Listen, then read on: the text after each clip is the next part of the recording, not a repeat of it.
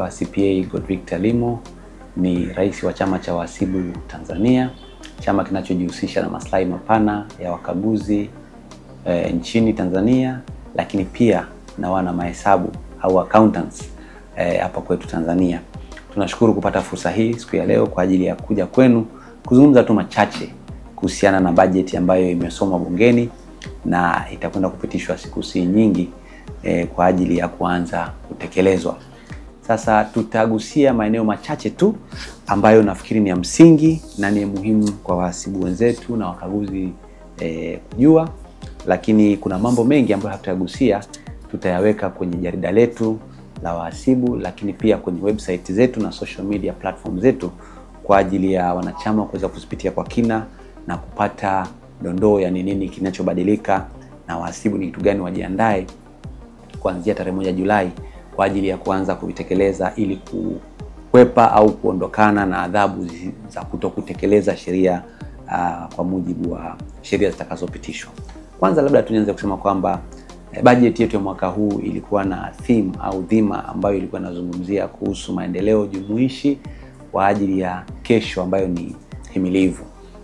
Na hili tumeliona kwa kweli kwa mwaka ambao mwaka huu mwaka 2025 tumeona kwamba mfumuko wa bei umeendelea kuwa ni katika kiwango ambacho ni kidogo na ni himilivu cha 3.2%, kitu ambacho ni kizuri kwa kweli na ni pongezi kubwa kwa serikali yetu ya awamu ya 6.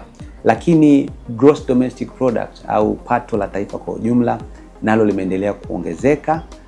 Tukiangalia kwa mfano kwa mwaka 2024 ilikuwa ni 5.5% ukilinganishwa na 5.1% kwa mwaka 2023. Kwa hiyo pato la taifa limeendelea kukua, na hii ni kutokana pia na jitihada kubwa zinazofanywa na serikali katika uwekezaji kwenye sekta mbalimbali. Tukiangalia kwa mfano sehemu ya kilimo au sekta ya kilimo ambayo ndio imeongoza kwa mwaka huu uliopita, mwaka huu unaoisha wao walichangia 26.3% kwenye pato la taifa, wakifuatiwa na construction ambayo ilikuwa kwenye 12.8%, wakifuatiwa na mining na quarrying ambao walikuwa kwenye 10.1 au 10.1%.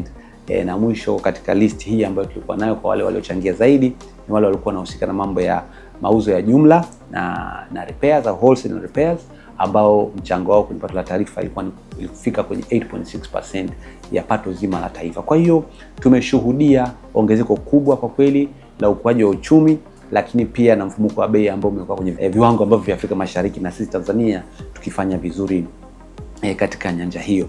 Lakini naomba nigusie tu maeneo machache ambayo nafikiri ni muhimu wahasibu na wakaguzi ujumla kuweza kuyafahamu. Kumekuwa na mabadiliko mbalimbali ambayo yamegusa sheria zetu mbalimbali za kodi, kwanza na ile Tax Admin Act, Income Tax, VAT, Excise Duty. Kumekuwa na mabadiliko mengi na kama nilivyosema nitagusa machache. Labda nikianza tu na Tax Administration Act.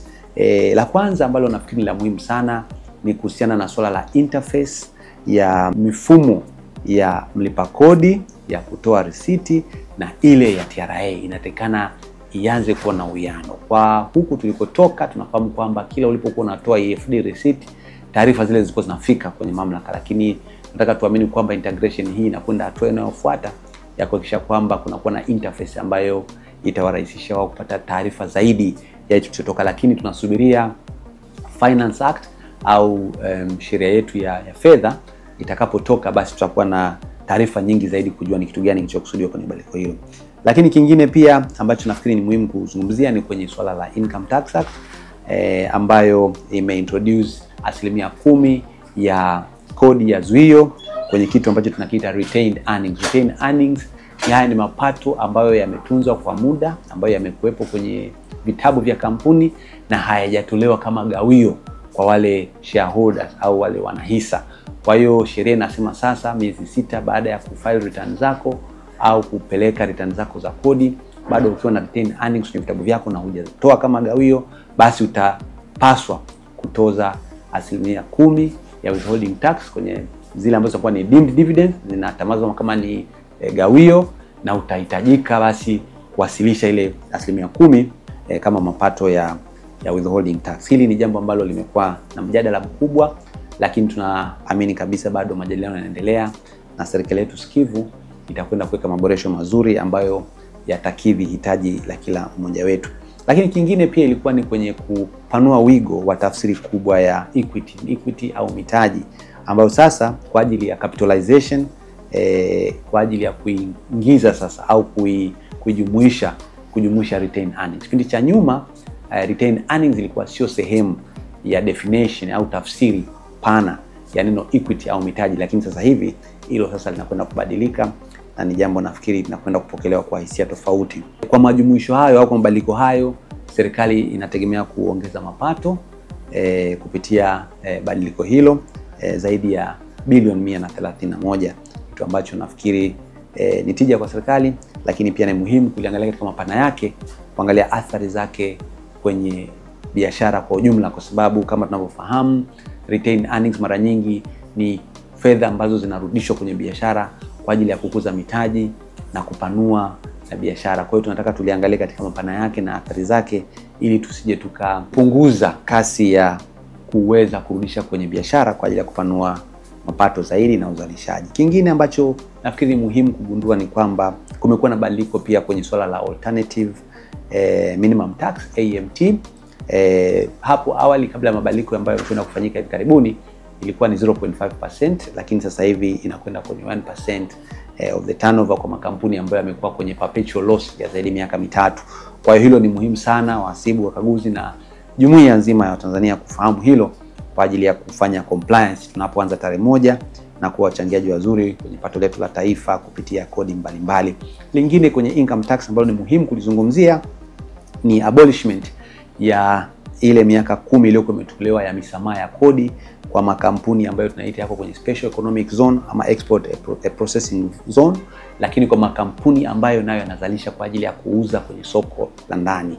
Hii imekuja kwa ajili ya kuleta usawa na uwiano na ushindani ulio sawa kwa wazalishaji wa ndani na ambao wana usajili kwenye maeneo haya muhimu ya special economic zone au export processing zone, ambayo ni maeneo maalum kabisa ya uzalishaji kwa ajili ya kuuza soko la nje. Kwa hiyo ni jambo zuri kwa wazalishaji wa ndani, maana linakwenda kuleta uwiano na ushindani ulio sawa, kwa sababu mtu aliyeko kwenye special economic zone au export processing zone mara nyingi anakuwa anapata fursa ya kupata punguzo kwenye maeneo mengi ya kodi ukimlinganisha na mtu ambaye hayupo kwenye eneo lile lakini anazalisha mathalan bidhaa zile zile lakini kwa soko la ndani. Kwa hiyo wanapoingia sokoni, kwa huyu anayepata punguzo la kodi na vinginevyo anakuwa na upper advantage katika misingi ya bei na vitu kama hivyo. Kwa hiyo kuleta usawa basi kwa ambaye anazalisha na yuko kwenye eneo lile kwa ajili ya soko la ndani, hiyo misamaha imefutwa. Labda kwenye eneo lingine ambalo ni la kwenye indirect tax, kuna mabadiliko mbalimbali. La kwanza kwa mfano ni hili ambalo limeintroduce 3% ya VAT kwenye specified entities au makampuni maalum. Lakini lingine ambalo ni la msingi sana ni la punguzo la VAT rate kutoka 18% mpaka kwenda 16% kwa mtu atakayefanya malipo kupitia online system au mifumo ya kidijitali.